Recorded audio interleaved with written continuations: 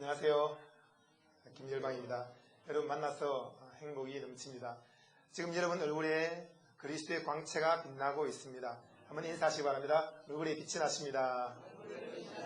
성령 충만하십니다. 전국과 전세계에서 이 방송을 보고 계시는 성도 여러분, 지금 앉아 계시는 그 자리에 성령님께서 실제로 임재해 계십니다. 다부진 체격에 작달막한 키, 눈썹은 서로 맞붙었고 머리는 대머리이며 매부리 코에 다리는 휜, 그러나 무척 호감을 주는 인상의 사나이, 그가 바로 바울이었습니다. 스데반이 죽으면서 외친 소리가 이 청년의 귓가에 울렸습니다. 주 예수여, 내 영혼을 받으시옵소서. 이 죄를 저들에게 돌리지 마옵소서. 그는 스데반의 죽음을 마땅히 여겼습니다. 그날에 예루살렘에 있는 교회에 큰 핍박이 났습니다. 사도들만 남고 모두 유대와 사마리아와 여러 땅으로 흩어졌습니다.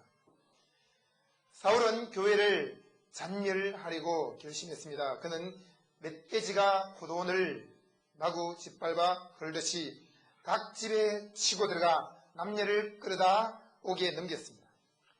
그는 주의 제자들을 대하여 위협과 살기가 등등하였으며 대제사장에게 가서 다메섹 여러 회당에 갈 공문을 청했습니다. 그 이유는 만일 그 돌을 쫓는 사람을 만나면 물론 남녀하고 결박하여 예루살렘으로 잡아오기 위해서였습니다. 이때 그 청년의 나이가 30대 초반이었습니다. 사울이 다메섹에 가까이 가고 있을 때 홀연히 하늘에서 빛이 비추었습니다. 그는 순식간에 땅에 팍 엎드려졌습니다. 하나님의 음성은 땅에 엎드려진 자에게 들려왔습니다. 사울아, 사울아, 내가 어찌하여 나를 핍박하느냐? 주님께서 말씀했습니다. 주님이시옵니까? 사울의 반사적인 질문이 튀어나왔습니다. 나는 그가 핍박하는 예수다. 이때 사도님께 물었습니다. 주여, 내가 무엇을 하니까? 바울은 이때까지 한 번도 진지하게 주님의 뜻을 물은 적이 없었습니다. 교만한 사람, 자아중심적인 사람은 자기가 주인 행세를 하기 때문에 주님께 묻는 법이 없습니다. 회당의 70인의 원로 공연들과 서기관, 바리새인들이 진정 겸손한 마음을 갖고 주님께 물은 적이 없습니다. 이미 자기의 고정관념과 하나님보다 더 높은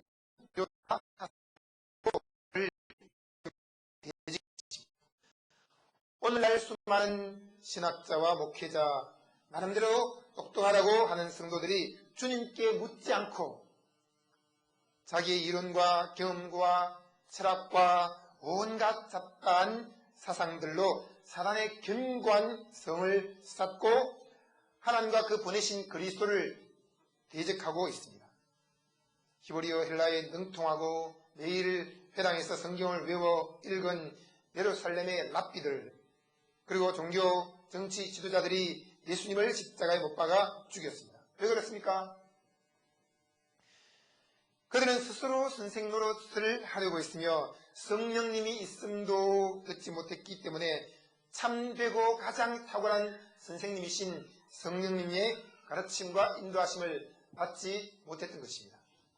우리도 이런 실수를 할 수 있다는 사실을 명심해야 되겠습니다. 저는 순간순간마다 성령님께 물어옵니다. 성령님 어떻게 할까요? 성령님 저에게 말씀해 주세요. 진리의 교사이신 성령님께 물어야 합니다. 성경을 보면서 성령님 이 내용이 무엇을 뜻하고 있습니까? 이것을 좀 알려주세요 라고 말씀드리면 성령님께서 성경을 깨닫게 해주십니다. 수많은 사람들이 성령님을 의지하지 않고 혼자서 성경을 보기 때문에 진리 가운데로 들어가지 못하고 진리 변두리에서 머물고 있습니다. 진리 변두리에는 아주 매력적이고 화려하고 사람 마음을 끄는 것들이 많습니다. 모세, 아브라함, 야곱, 요셉, 다윗, 바울, 수많은 사람들이 화려하게 등장하고 있습니다. 그러나 실상 그 모든 사람들은 그림자이며 바로 예수 그리스도가 진리가 되시고 길이 되시고 생명이 되십니다. 성령님을 의지하면 성령님께서는 우리를 그 진리 가운데로 인도하십니다. 수고하고 무거운 짐진 자들아 다 내게로 오라. 내가 너희를 쉬게 하리라. 나는 마음이 온유하고 겸손하니 나의 멍에를 메고 내게 배우라. 그러면 너희 마음이 쉼을 얻으리니 이는 내 멍에는 쉽고 내 짐은 가벼움이라고 했습니다. 여러분, 예수님께로 가면 쉼을 얻게 됩니다. 그러나 모세에게로 가면은 정죄함이 있습니다. 성경 어느 누구에게로 가서 거기에서 안식을 얻을 수 없습니다. 유대인들은 우리는 모세를 알고 있다. 아브라함을 우리의 아버지로 믿고 있다. 그리고 다윗이 우리의 왕이다 라고 했지만 실제로 여러분, 모세가 예수 그리스도의 종이었습니다. 다윗은 예수님을 보고 왕이라고 불렀습니다. 아브라함이 나기 전에 예수님께서 먼저 계셨습니다. 그러므로 우리는 성경에 나오는 인물들이 아니라 그 인물들을 통해서 예수 그리스도를 바라보고 그 예수 그리스도를 붙들고 살아야 됩니다. 2000년 전에는 예수님께서 육체를 입고 이 땅에 오셨습니다. 그러나 지금은 예수 그리스도께서 영으로 우리 속에 들어와 계십니다. 여러분, 지금 여러분 속에 예수 그리스도가 실제로 살아 숨쉬고 계십니다. 우리는 모든 사건이나 상황 속에 습관적으로 성령님께 물어야 되겠습니다. 성령님, 제가 무엇을 할까요? 성령님, 제가 어떻게 하기를 원하십니까? 따라합니다. 성령님, 제가 무엇을 할까요? 성령님, 어떻게 할까요? 아침에 일어나면 하루 종일 생활하면서 순간순간마다 크고 작은 문제들에 대해서 성령님께 물어야 됩니다. 여러분, 교회를 정하는 것도 성령님께 묻고, 새로운 직장으로 취직하는 것도, 어떤 사업을 시작하는 것도, 사람 만나는 것도, 계약을 하는 것도 순간순간마다 성령님께 물으면 성령님께서는 우리에게 세미한 음성으로 말씀하시고 우리의 발걸음을 이끌어 주십니다. 사울이 엎드려 겸손히 주님께 묻자 주님은 금방 은혜를 체험한 사울에게 알아들을 수 있도록 명확한 음성으로 대답해 주셨습니다. 너는 일어나 성으로 들어가라. 행할 것을 너에게 이를 자가 있느니라. 하나님의 은혜는 첫째도 겸손, 둘째도 겸손, 셋째도 겸손한 자에게 임하십니다. 그러나 절대 주권자신 하나님은 그 겸손까지도 바울에게 은혜로 선물로 주셨습니다. 갈라디아서 1장 15절에 보면 은혜로 나를 부르신 이가 라고 있습니다. 여러분, 모든 것은 하나님께로부터 나는 것입니다. 사울이 땅에서 일어나 눈은 떴으나 아무것도 보지 못하고 다른 사람들의 손에 끌려 다메섹으로 들어가 사흘 동안을 보지 못하고 식음을 전폐했습니다. 그때 다메섹에 아나니아라는 영적으로 성숙한 제자가 있었습니다. 하나님은 대사도인 바울을 부르실 때 서열 1위인 베드로를 서셔서 그를 통해서 복음을 전하고 안수하고 해야 되지 않겠습니까? 그런데 지극히 작은 무명의 평신도를 불러 사용하셨습니다. 주께서 환상 중에 아나니아를 불러 말씀했습니다. 아나니아야, 예 주님, 제가 여기 있습니다. 일어나 직가라는 거리로 가서 유다 집에서 다소 사람 사울이라는 자를 찾으라. 제가 기도하고 있단다. 네? 아니 그럼 저보고 어떻게 하는 말씀입니까? 아나니아야, 왜 그렇게 놀라느냐? 너는 그에게 가서 안수하여 그의 어두워진 눈을 고쳐주고 성령의 충만함을 받도록 도와주어라. 아나니아는 정색을 하며 대답했습니다. 주님, 그럴 수 없습니다. 이 사람에 대하여 내가 여러 사람에게 들었습니다. 그가 예루살렘에서 주의 성도들에게 적지 않은 해를 끼쳤답니다. 여기서도 주의 이름을 부르는 모든 사람들의 결박할 권세를 대제사장에게 받아왔답니다. 주님은 단호하게 말씀했습니다. 너는 남이 사울에 대해서 어떻게 말하는지 상관치 말고 가라. 가서 그를 형제로 맞이하고 그의 머리에 안수하라. 그 사람은 내 이름을 이방인과 임금들과 이스라엘 자손들 앞에 전하기 위하여 택한 나의 그릇이다. 그가 내 이름을 위하여 해를 얼마나 받아야 할 것을 내가 그에게 보이겠다 라고 했습니다. 아나니아는 주님의 음성을 들은 그 즉시 사울에 대한 모든 편견을 내려놓았습니다. 여러분, 우리 주위에 있는 사람들에 대한 편견을 모두 내려놓고 주님의 음성에 귀를 기울이시기를 바랍니다. 주님과의 인격적인 교제를 통해서 환경과 주위 사람으로부터 온 잘못된 생각을 다 내려놓게 됐습니다. 성령님의 구체적인 인도를 받게 된 것입니다. 우리는 어떤 사람에 대해서 겉으로 드러나는 외적인 조건만 가지고 함부로 판단을 해서는 안 되겠습니다. 사람들에게 들은 것을 가지고 어떤 상황과 사건과 사람들을 판단해서는 안 된다는 것입니다. 사람들이 어떻게 생각하느냐 중요한 것이 아니라 주님이 어떻게 생각하시는가, 주님이 그 사람에 대해서 무엇이라고 말씀하시는가, 그것을 듣고 거기에 따라서 움직여야 되겠습니다. 나를 죽일지도 모르는 원수에게 가서 안수하라니, 그는 이해되지 않았습니다. 그럼에도 불구하고 즉시 겉옷을 걸쳐 입고 후다닥 집을 뛰쳐나와 사울이 있는 집으로 달려갔습니다. 유다 집에 도착하자마자 이전의 원수 같은 그에게 아나니아는 형제 사울이여 하며 그를 끌어안고 친근한 목소리로 입맞추었습니다. 평신도 그리스도의 대사인 아나니아가 부드럽게 손을 내밀며 사울의 머리 위에 안수를 했습니다. 주 곧 내가 오는 길에서 나타나시는 예수께서 나를 보내어 너로 다시 보게 하시고 성령으로 충만하게 하신다 라고 말하자 즉시 사울의 온 몸에 성령의 기름 부음이 전류처럼 흐르기 시작했고 눈에서 비늘 같은 것이 벗어져 다시 보게 되었습니다. 오늘 믿음의 사람이 안수하면 병이 고침받고 믿음의 사람이 안수하면 성령의 나타남이 있게 되어집니다. 오늘 믿음의 사람이 말씀을 선포할 때 그것을 믿음으로 들으면 모든 병에서 고침받게 되고 성령의 강력한 기름 부음이 나타나게 되어집니다. 여러분, 이 자리에 성령님께서 임재해 계십니다. 여러분의 모든 병은 예수님께서 채찍이 맞음으로 다 가져갔습니다. 예수께서 채찍이 맞음으로 나음을 입었습니다. 모든 병이 떠나갔습니다. 따라서 하시기 바랍니다. 나는 나았어. 나는 고침받았어. 나는 건강해. 여러분, 암을 믿지 말고 치유의 능력을 믿으십시오. 병을 믿지 말고 부활의 권능을 믿으십시오. 지금 성령께서 강력한 권능으로 우리에게 임재해 계시면서 우리를 치료하시고 모든 세포 하나까지도 강건하게 만들어주고 계십니다. 바울은 꽤 부유한 가정에서 태어난 것 같습니다. 다소성의 시민이 되려면 그 자격이 일정한 수준의 부가 요구되었기 때문입니다. 베냐민 지파인 부모는 아들의 이름을 사울 왕의 이름을 따서 사울이라고 지어주었습니다. 또한 아버지는 로마 시민이었으므로 로마식 이름 바울이라고 그 이름을 지어주었습니다.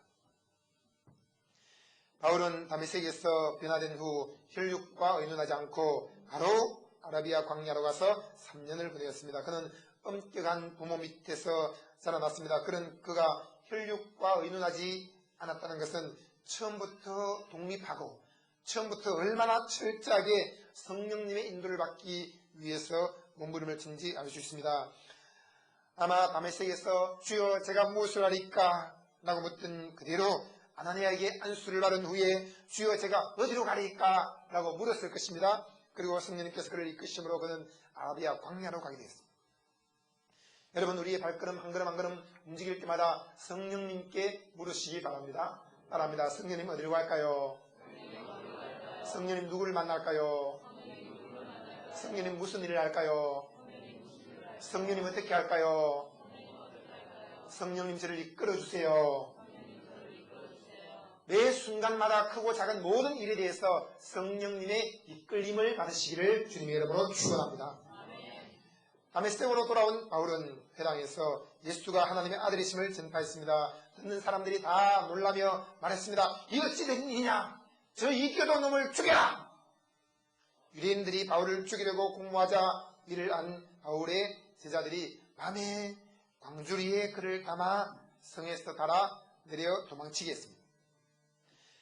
바울이 예루살렘에 가서 제자들을 사귀고자 했지만 다 두려워했습니다. 그의 제자됨을 믿지 않았습니다. 바나바의 변호로 겨우 제자들과 연합한 바울은 또 주 예수의 이름을 담대히 증거하다가 헬라파 유대인이 죽이려고 하자 다소로 피하게 됐습니다. 이후로 그는 자기 고향 다소에서 9년 동안을 복음을 전파했습니다. 그리고 하나님의 때를 또 기다렸습니다. 아라비아에서 3년, 다소에서 9년, 12년 동안 계속 복음을 전하면서 그는 은혜 안에서 강해지는 시간들을 가졌습니다. 학문과 윤리, 도덕적인 면은 이미 그 이전에 부모의 슬하에서 30년 동안 교육을 받았으므로 이 12년 동안의 기간은 예수를 만나고 난 다음에 은혜 안에서 강해지는 시간들이었습니다. 여러분, 무엇이든지 빨리 이루어져야 된다고 생각할지 모르지만 느린 것도 하나님의 이끄심이에요. 젤린스키는 이런 말을 했습니다. 거장이 되기 위한 기간들이 필요하다.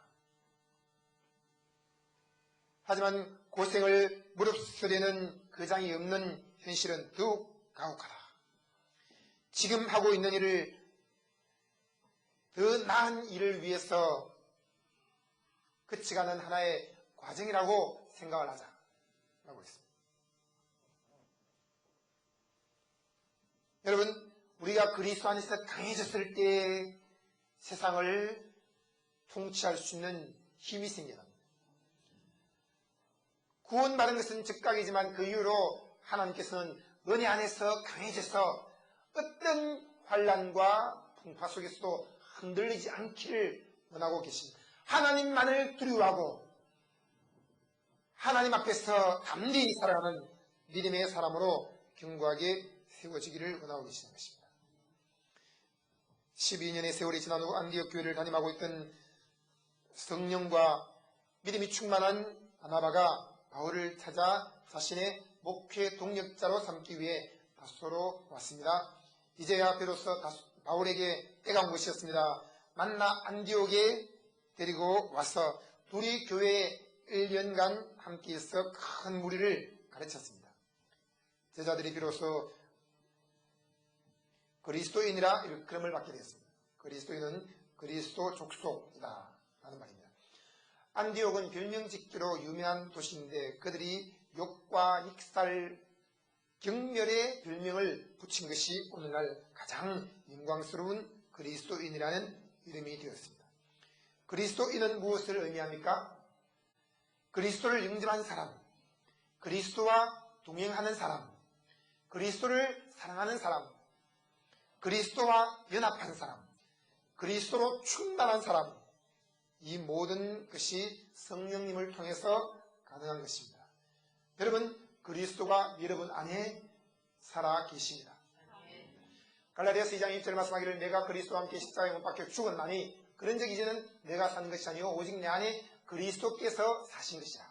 내 안에 그리스도께서 살아계신다. 이것만큼 영광스럽고 감격스러운 일이 어디 있습니까? 나는 죽었다는 것입니다. 나는 이미 없어졌다는 것입니다. 내 안에 그리스도가 충만히 살아계셔서 그 그리스도가 내 눈을 통해서 사람들을 보시고 그 그리스도가 내 입을 통해서 말씀하시고 그 그리스도가 내 귀를 통해서 다른 사람들의 고통을 들으시고 그 그리스도가 내 코를 통해서 숨쉬고 계시고 그 그리스도가 내 손을 통해서 다른 사람의 손을 잡아주시고 그 그리스도가 내 발을 통해서 다른 사람들을 만나주시고 그 그리스도가 내 심장을 통해서 모든 것을 느껴주시고 그 그리스도가 나를 통해서 지금도 그분의 일을 해나가신다는 것. 이것만큼 놀라운 일이 어디 있습니까? 여러분, 내가 무엇을 한다는 생각을 다 내려놓으십시오. 내가 하는 것이 아니라 내 안에 계신 그리스도가 모든 일을 하고 계십니다. 한번 인사하시기 바랍니다. 그리스도께서 하십니다. 한 번은 바울이 아시아로 가서 말씀을 전파하려고 할 때 성령께서 막으셨습니다. 브르기아와 갈라디아 땅으로 다니가 무시아 앞에 이르러 비두니아로 가고자 애를 썼는데 예수의 영이 허락지 않았습니다.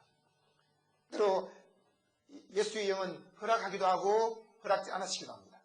허락한 일도 허락하지 않은 일도 다 합력해서 선을 이루시며 그리스도께서 이끌어가고 계시는 것입니다.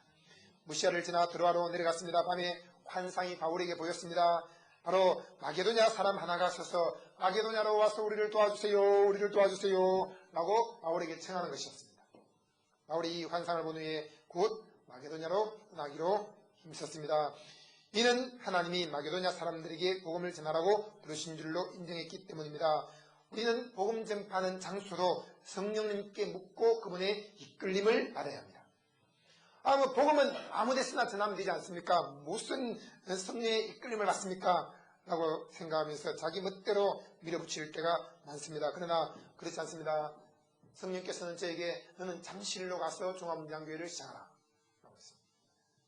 제가 전라도에서, 경상도에서, 제주도에서, 브라질에서, 미국에서, 일본에서 이야 주님 여기 좋습니다. 여기에서 교회를 시작하면 좋겠습니다. 여기에서 살면 정말 아름답게 살 수 있겠습니다 라고 했을 때 주님은 아니야, 너는 서울로 가고 잠실에 머물러 있어라. 그래서 저는 죽을 때까지 잠실에 있습니다. 그러면서 전 세계를 다니며 광장과 체육관에서 전도 집회를 열고 또 방송을 통해서 말씀을 전파하고 그렇게 하기로 주님께 순종하는 것입니다. 여러분, 주님께서는 각 사람에게 원하시는 장소가 있습니다. 제가 부흥회를 다녀보면 참 신기한 일이 있어요. 서울에서 태어나서 서울에서 자랐고 서울에서 공부를 했는데 신기하게 그분이 광주에 와 있습니다. 근데 광주에서 자랐고 광주에서 모든 공부를 마치고 또 어떤 사람은 서울에 와 있기도 하고 어떤 사람은 대전에서 대구로, 대구에서 또 부산으로 움직이는 것을 볼 수 있습니다. 성령께서는 너의 부모, 친척을 떠나서 하나님께서 너에게 지시할 땅으로 가서 거기에서 사역을 시작하라고 사람들을 부르시기 때문입니다. 그러므로 우리는 성령의 이끌림을 따라 살아야 돼요. 수많은 성도님들이 성령의 이끌림을 따라서 교회를 움직이기도 하고 또 이사가기도 하고 새로운 사업을 시작하기도 하고 또 새로운 직장에 취직하기도 하고 대학으로 진학하기도 합니다. 마찬가지입니다. 목회자들도 인사이동권의 주인이신 성령께서 말씀하시면 그 성령의 음성을 따라 움직이는 것이에요. 목회자도 성령의 것이요, 성도들도 성령의 것이요, 모든 것은 성령님의 것이지 우리 스스로의 것이 아닙니다. 그러므로 성령의 이끌림을 따라 살면 그것이 최고의 영광스러운 삶이요, 그것이 성공적인 삶인 것을 믿으시기 바랍니다. 성령님, 제가 어디서 누구에게 복음을 전파하기를 원하시나요? 라고 물으면 성령님은 예비된 사람을 만나게 해주십니다. 우리는 하나님의 일을 할 때 절대적으로 성령님의 지시를 받고 순종해야 하겠습니다. 어떻게 하면 성령님의 이끌림을 받을 수 있습니까? 일단 마음에서 온 천하에 대한 집착심을 내려놓아야 됩니다. 성령님, 제가 돈, 명예, 권세, 건물, 학벌, 숫자, 사람 등에 대한 집착심을 내려놓게 도와주세요. 따라합니다. 집착심을 내려놓게 도와주세요. 남편에 대한 집착심을 내려놓으면 남편을 얻게 됩니다. 아내에 대한 집착심을 내려놓으면 아내를 얻게 됩니다. 자녀에 대한 집착심을 내려놓으면 그 자녀를 얻게 됩니다. 여러분, 건물에 대한 집착심을 내려놓으면 하나님께서 건물을 주십니다. 우리가 무엇을 갖고 있든지 거기에 대한 집착심을 내려놓아야 됩니다. 집착심이라는 것은 내가 주인 행세를 하고 있다는 말입니다. 이게 내 거야. 내가 원하는 대로 움직여야 돼. 내가 원하는 대로 바뀌어야 돼. 여러분, 수많은 자녀들이 부모에 대해서 집착하고 있습니다. 내가 원하는 부모님의 모습은 이런 모습이야. 착각해서 깨달아는 것입니다. 너를 낳아준 것만 해도 감사하라. 부모님을 이해하고 용납하고 받아들이려고 하지 않고 부모님에 대해서 집착심을 가지고 자기가 원하는 모습의 부모님이 되어주기를 바라는 것. 그럴 때는 부모님을 공경할 수가 없는 거예요. 자녀에 대해서도 마찬가지입니다. 자녀를 있는 그대로 받아주고 그를 격려해주고 야 너는 천재야, 하나님 너와 함께 계셔, 마음껏 꿈을 펼쳐라, 그렇게 말해줘야 되는데 집착을 하는 것입니다. 내가 모두 이런 것들을 자녀를 통해서 이루려고 합니다. 자녀를 내가 원하는 모양으로 빚어서 만들려고 합니다. 그것이 곧 우상인 것이죠. 집착심을 내려놓으면 하나님께서 자유를 주십니다. 내가 무엇인가 하려고 하는 그 집착심, 내가 무엇인가 스스로 책임지려고 하는 그 교만된 마음들, 그런 것들을 내려놓으면 그것이 곧 모든 수고하는 것이며 모든 무거운 짐입니다. 내려놓으면 하나님께서 우리에게 쉼을 주시는 거예요. 자유를 주십니다.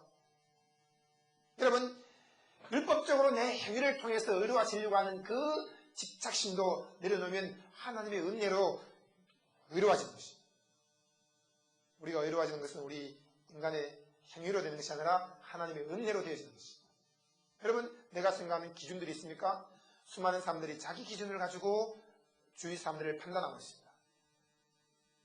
기준들을 내려놓고 모든 사람들을 이해하고 용납하고 그들과 대화를 나누고 그들을 사랑으로 용서해야 되는 것입니다. 성령님이시여 제가 자아중심적으로 야망을 이루기 위해서 뛰어다니지 않게 해주세요. 저는 성령님의 이끌림을 받으며 살기를 원합니다. 제 삶과 사역을 통해 살든지 죽든지 오직 예수님만 존귀 되기를 원합니다. 도와주세요 성령님 하며 전적으로 성령님을 의지해야 되겠습니다. 어떤 사람은 생각합니다. 꼭 살아야 돼. 어떤 사람은 생각합니다. 꼭 죽어야 돼. 꼭 살아야 되는 것도 아니고 꼭 죽어야 되는 것도 아니에요. 어떤 사람은 순교를 합니다. 사자에게 물려찢겨 죽기도 하고 가마솥에 끌려 죽기도 합니다. 십자가에 거꾸로 못 박혀 죽기도 합니다. 어떤 사람은 그렇지 않기도 합니다. 여러분 살든지 죽든지 상관이 없다는 거예요.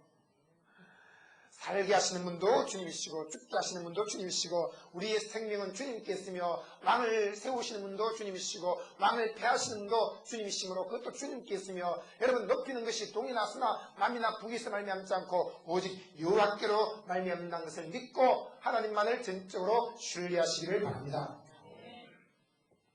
사실 바울은 이 일이 쉽지 않았습니다. 그는 율법주의 유대인 출신으로서 유대인들에 대한 집착심이 대단히 강했습니다. 그의 마음속 깊은 곳에는 항상 동족에 대한 뜨거운 연민의 정이 있었습니다. 그래서 그는 오순절 이전에 예루살렘에 가서 제2의 오순절을 일으켜보려고 했습니다. 배우지 못한 하찮은 어부 출신 베드로가 3,000명을 회개시켰다고? 나는 배웠어. 나는 그래도 좋은 집안 출신이야.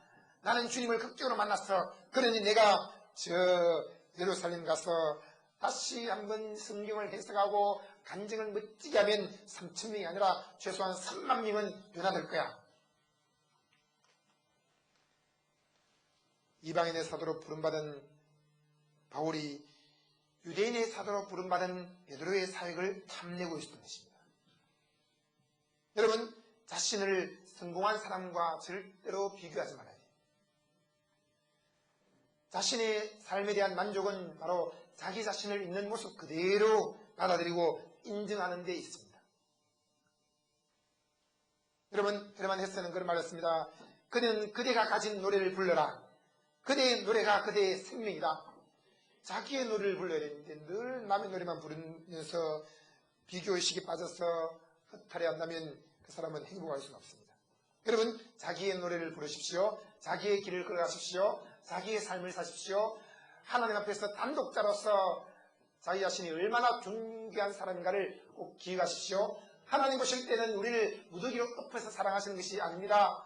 하나님이 독생자를 이 땅에 보내서 우리를 구원했습니다. 하나님은 우리를 사랑하시되 한 사람 한 사람을 독생자처럼 특별하고 존귀하게 기성적으로 여기시고 사랑하십니다. 한번 인사하세요. 독생자처럼 귀하십니다. 여러분, 한 분 한 분 독생자처럼 소중한 분들이십니다. 여러분, 어느 순간부터 끓어오르기 시작한 바울의 야망을 성령님께서도 단방에 날려버릴 수 없었습니다. 자기 자아중심적으로 계획을 세우고 어떤 일을 하려고 결심할 때 성령께서도 뒤로 물러나시는 거예요. 성령님께서 바울을 3번이나 막으셨습니다. 먼저는 제자들이 성령님의 감동을 받아 바울을 들어 예루살렘으로 들어가지 마십시오 라고 경고했습니다. 다음으로는 아가보라는 선지자가 그에게 와서 말했습니다. 당신이 결박되어서 이방인에게로 넘겨지는 것을 내가 환상으로 봤습니다. 가지 마세요. 강력하게 예루살렘으로 올라가지 말라고 권했습니다. 그러나 바울은 죽어도 간다는 것입니다. 그리고 또 하룻밤에 천사가 나타나서 너가 로마에 가서 복음을 전파해야 된다. 예루살렘으로 가면 큰일 난다. 가지 말아라. 그렇게 경고를 했음에도 불구하고 바울은 고집을 부렸습니다. 사도행전 22장 18절 21절 보면은 속히 예루살렘에서 나가라. 떠나가라. 내가 너를 멀리 이방인에게로 보내리라. 그러나 그는 요지부동이었습니다. 바울은 자아중심적인 고집을 갖고 있습니다. 여러분, 우리가 어떤 특정한 것을 집착하거나 그것을 사랑하면 거기에 대한 고집을 갖고 자기 주장을 계속 내세웁니다. 그러면서 그것이 좋다고 말합니다. 그렇지 않습니다. 여러분, 내 고집을 내려놔야 됩니다. 내 경험을 내려놔야 됩니다. 내 이론과 사상을 내려놔야 됩니다. 내 견해를 내려놔야 됩니다. 여러분, 내가 집착하는 마음들을 다 내려놔야 됩니다. 그 모든 것을 내려놓고 난 다음에 주님 어떻게 할까요? 라고 물어봐야 되는 거예요. 주님께 묻지 않고 내 고집과 내 주관을 가지고 성경을 해석해버리고 내가 하고자 한 대로 하면서 그것이 옳다라고 생각한다면 우리의 삶은 변화가 없습니다. 그리고 엄청난 상처를 받고 난 이후에 그때서야 비로소 하나님 말씀이 옳았구나 하는 것을 알게 되는 거예요. 제가 얼마나 많이 터졌겠습니까? 그런 식으로 고집 부리면서 살아요. 그러나 지금은 말씀을 깨달으면 바로바로 순종하고 바로바로 그 말씀을 인정하고 그 말씀대로 행하며 살고 있습니다. 여러분, 자아중심적으로 고집을 부리는 사람은 자기가 주인 행세를 하고 있는 거예요. 내가 주인이야. 내가 생각하는 것이 옳아. 주님도 나에게 맞춰서 주님의 생각을 조정하셔야 돼. 그렇게 생각합니다. 하나님께서는 환경을 통해 바울을 인도하기로 결심했습니다. 로마의 정리에 보병 200명, 마병 70명, 창군 200명을 준비하셨습니다. 또한 멋있는 배도 준비했습니다. 드디어 바울은 몇 번 죽을 고비를 넘긴 후에 로마에 도착을 하게 되었습니다. 사도행전 28장 14절에서 보면 로마로 가니라, 로마에 들어가니, 하나님은 이 바울을 이방인의 사도로 세우셨고 로마에 가서 복음을 전파하라 라고 했는데 이 바울은 끊임없이 예루살렘으로 유대인들에게 복음을 전파해야 돼라고 생각을 했던 것입니다. 로마에 도착했음에도 불구하고 그는 로마 백성들에게 복음을 전파하지 않습니다. 거기에는 유대인들을 쫓으면서 복음을 전파했습니다. 바울이 로마에 들어가서 사흘 후에 유대인 중에 높은 사람들을 다 청하여 복음을 전파했으나 그들은 받아들이지 않았습니다. 화가 난 바울은 그제야 나는 이방인에게로 가겠다 라고 하면서 손을 틀어버렸습니다. 그는 동족과 대형 집회에 대한 집착을 어느 정도 비우게 되었습니다. 그리고 셋집에 유하며 찾아오는 사람을 영접하고 말씀을 전파하기 시작했습니다. 그러나 아직 하나님 보시기에는 바울의 상태가 흡족하지 않았습니다. 그래서 하나님께서는 바울을 감옥에 집어넣어버렸습니다. 왜 그랬습니까? 그것은 바로 바울이 예수님 자신을 뜨겁게 사랑하는 것이 아니라 예수님의 일에 미쳐 있었기 때문입니다. 여러분, 우리가 교회 나오는 목적이 무엇입니까? 그리스도를 알고 그리스도를 사랑하고 그리스도의 지배를 당하고 그리스도의 형상으로 변화되기 위해서입니까? 아니면 내가 이 교회 나오면 뭔가 큰 일을 할 수 있을 것 같아. 야, 내가 목사님하고 손잡고 많은 일을 벌려야지. 아니면 내 재능을 마음껏 발휘할 수 있어. 그런 목적이 있습니까? 여러분, 사역에 대한 영광을 꿈꾼다면 하나님께서 우리를 자꾸 밀어내시죠. 그러나 사역이 아니라 사랑에 대한 영광을 바라본다면 주님께서 우리를 끌어당기십니다.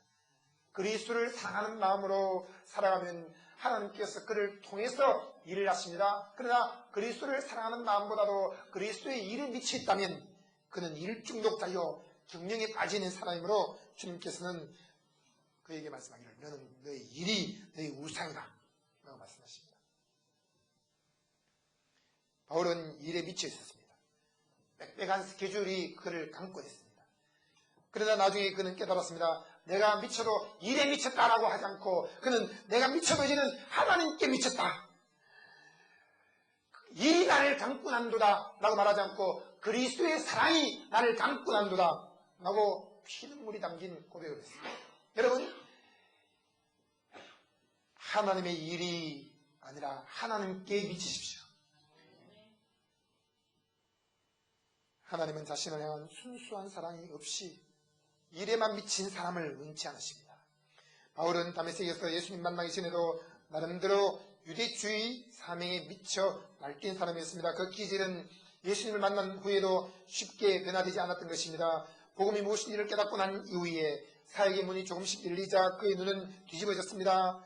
특히 자기 동족 유대인들이 복음을 깨닫지 못한다는 데 대한 격분이 터져나왔습니다. 끊임없이 예루살렘으로 가서 대형 집회를 벌여야 돼. 그런 생각에 사로잡혀 있었습니다. 그는 순간적으로 마음이 미혹되어서 예수님 자신이 인생의 목적이 아니었으며 일에 마음이 빼앗기게 됐습니다.